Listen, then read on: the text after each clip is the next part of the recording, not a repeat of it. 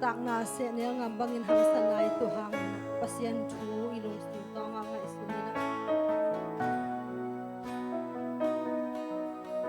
seleng gam bang ka hual zina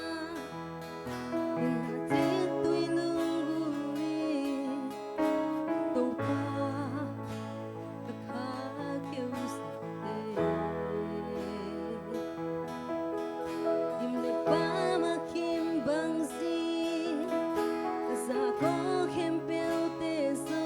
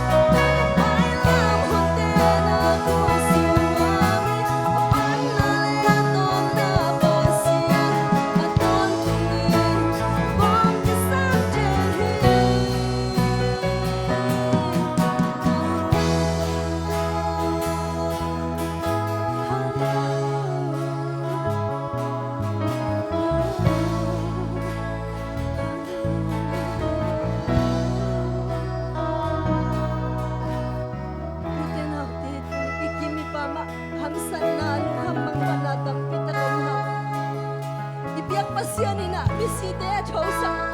mo te kin sam thei to ba tui na ilung sim khen to sung khen na pasian mai pa tong i bek ya ti hallelujah tam to ba o tu ni to ba ta ta hi pa ni tam ba bek kin sung no to thei ma lu ta tu ni na ilung sim khen to sung khen na ki ko ngang nei ka a jing ina pasian mai ya ki ko ti ya aman sian thei hi mo te kin sam thei to ba ya ki ko ngang nei ta hong kwa pa sam thei ilung sim khen to sung khen na to pa mai pa song ti ya oh hallelujah to pa nang nong kang amu nang man dong dak sam kai le ko te hi thei ba kong ke ko te hi thei to pa nang ma kyam na ko ki ko nau tu nin ko te hi tui lo na te hong mui la nga bu hong dam sam ki ki oi pol ki mi te a ding ina ki ko ti lam ya ki nong tung so nai la wa ta te ya ki hong tun so na jing na ilung sim khen ko ko ki ko sak te ha dam la wa ta te pasian dam na hong yang na o chi da me ya ka te na pasian ko ma lung dam ko kyam pe na ilung so na nang na atam te so lung dam ko ti oh hallelujah pa nang na hoy mo mo ni sum pa tong pa nang na hoy dam ko me nang man jam na nong pe kik se la oh tu ni na to pa nang ma hoy na te nong mu sang se ma lung dam bagin na pa ko na nasan na le lung kham mang pan na dana kana te kong ala se se se mula pas po ni nong ang kan ma na tuwa lung dam ma chu hong mo